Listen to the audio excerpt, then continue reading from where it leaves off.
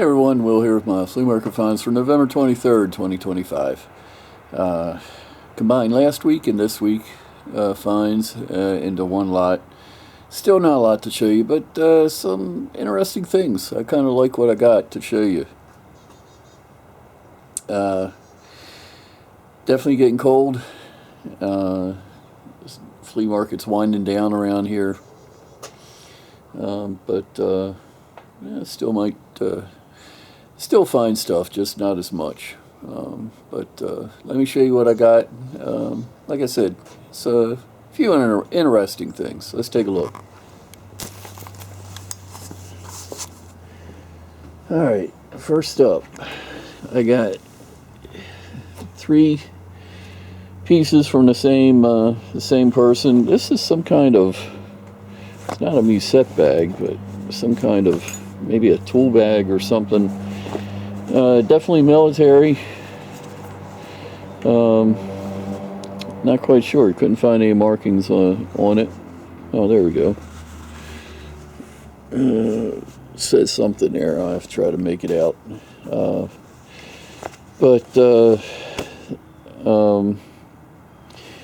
That was 5, 15, and 15. So 35 for these 3 pieces. Nice 1945 dated canteen. The canteen's dated 45 also. The holster is really cool. This is, I can't see a full date, but it's 19 something. It's definitely World War One, and it's seen a lot of use. I mean, look at the wear on this leather here from this moving back and forth against this this hanger here. That was worn an awful lot. Condition is rough. Got some kind of writing inside there, and there's some on the outside here too. I think it's company marked. Can't really make it out. Too bad. We could figure out where it's been if we could figure that out. But the really cool 45 holster. Who knows? This might have been through World War One and World War II. Not sure the value. The maker, I can't really make it out.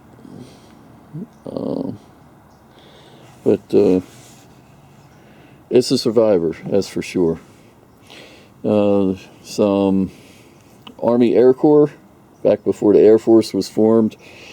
There was the Army Air Corps. This is a pair of Army Air Corps wings. Sterling silver, and I got those for $10. Got the ring for $10. It's U.S. Navy. Small size though. Sterling. Pair of wings. I think that's lapel wings. I think it's Army Air Corps also. Cleveland Indians button, but the more I look at it, the more it looks newer. I don't think it's vintage. Got a double-bladed axe head. Made in Sweden.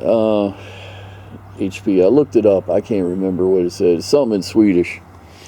Bought it for 15. Like I said, I didn't know much about it, but I figure if it's made in Sweden, it's got to have some decent quality. It turns out this should bring around between 60 and 75.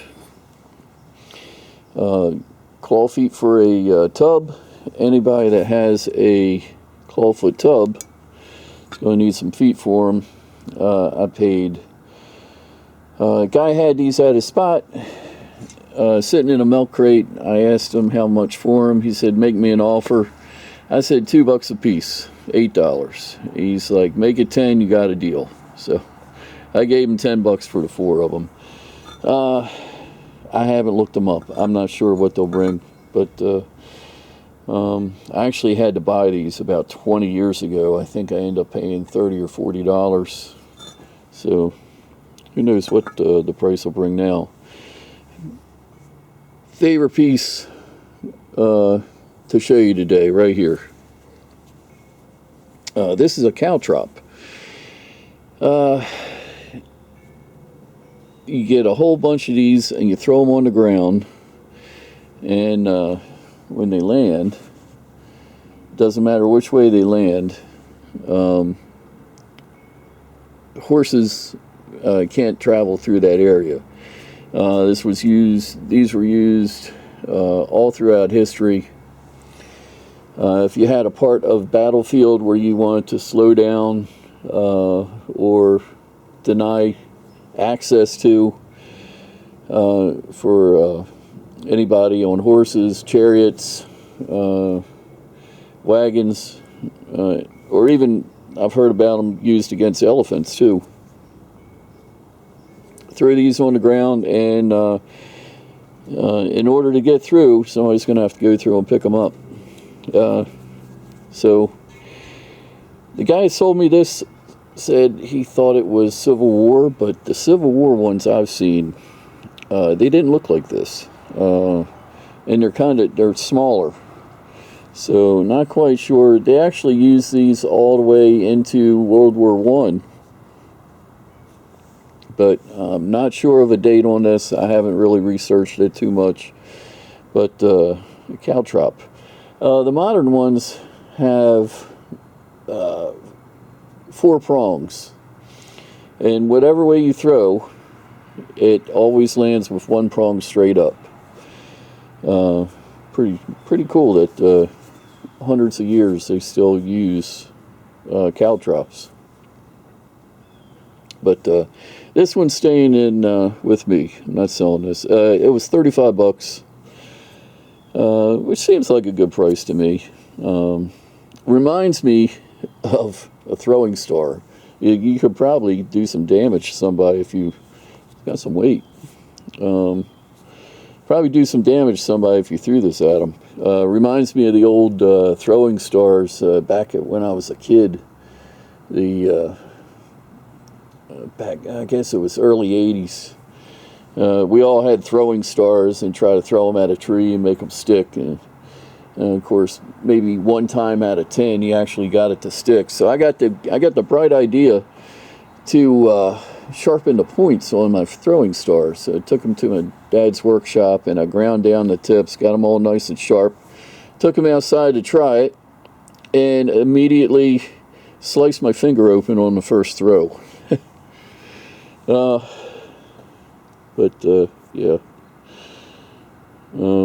They were popular for a little bit, but yeah, Caltrop. That's going in the collection.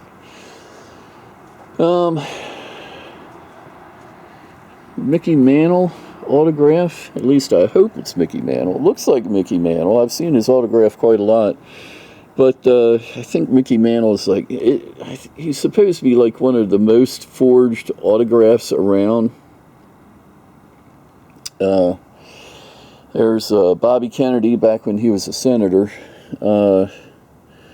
Mickey Mantle behind him. This is Mickey Mantle Day at Yankee Stadium, 1965. So hopefully that's real. The only way to really make sure, I guess I could sell it as is. If it's real, Mickey Mantle signatures bring pretty good money. I would have to send it off and get it certified, PSA or something. But I only paid $10, so it's definitely worth a shot. Glenn L. Martin Workman's Badge, very collectible. Anything Glenn L. Martin, especially World War II era. Brings good money.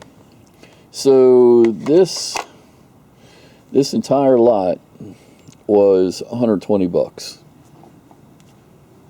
I'll go over what I got in here.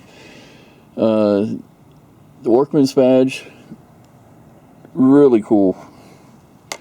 Gold-filled SK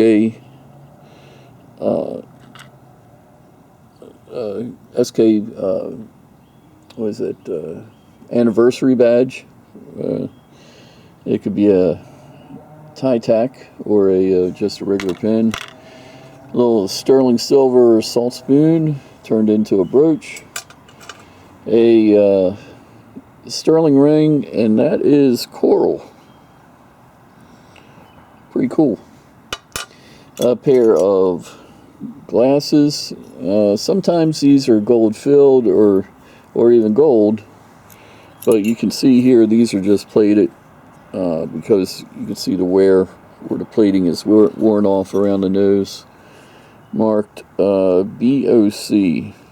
So probably not worth a whole lot right there. Nice sterling silver Southwest design bracelet. Another one. This one's neat. It's got some weight to it. And marked Artie Yellow Horse. So definitely, I would say that's probably Navajo. And like I said, just the scrap value alone has got to be pretty good. Angel with a wreath and the number 25. A little strange, never seen that one before. It's not marked, but I'm pretty sure it's sterling. Joan Rivers piece of costume. A Masonic button. Walt Disney Productions charm bracelet. Let's see, they changed from Disney Productions to Walt Disney Company back in 1983. So anything marked Walt Disney Productions is at least 83 or earlier. I think that goes back to like 23 or something like that. Still a big time frame. Friendship International Airport, really cool pin. Friendship International Airport opened in 53, and I think around 1973 they changed the name to Baltimore Washington International Airport, BWI, and then it's not that anymore. They changed it, I think, around 2000. Thurgood Marshall, sound right? Airport. So this is to the original airport. I don't know. There's got to be airport memorabilia collectors out there.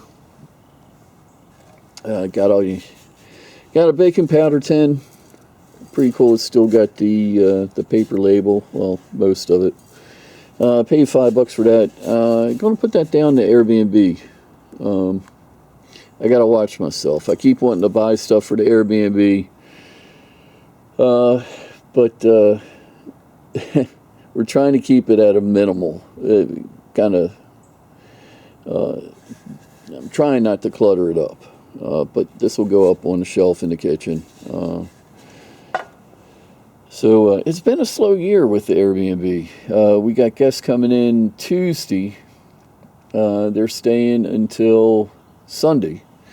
So nice stay there for Thanksgiving. But overall, kind of slow this year. That can change very quickly, though. Thread checker gauge. I'm always finding need a replacement or an extra bolt or something, and I never know quite what size I need. And you go down to like the Lowe's or the Home Depot, and they have one of these hanging in the aisle, but they're worn out. You go because people force the nuts on here, and they force a 6/32 onto an 8/32, and end up like rounding it down. So now I got my own, really well made. Looks like it's never been used. Made out of aluminum, all different sizes. So yeah, this is going to be It's going to be going in my workshop. 20 bucks paid for that. Probably the big purchase, I guess you could say. Lenox tree. You get the tree. And then you buy the ornaments to hang on the tree according to the time of year. So there's summer ornaments, Valentine ornaments, Easter, St. Patrick's Day, Halloween, Thanksgiving, Christmas. So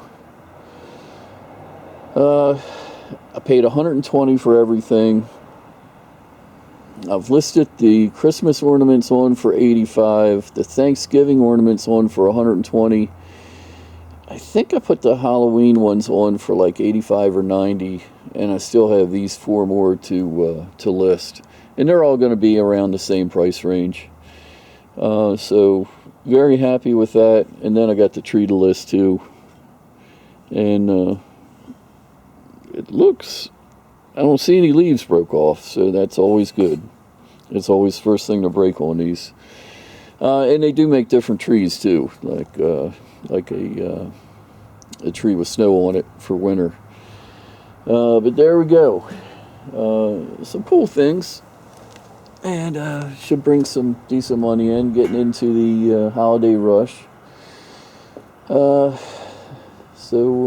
hopefully sales will pick up. Yeah, there's still some decent stuff still out there. So till next time, this is Will Yard Sales Survivalist, and we'll talk again soon.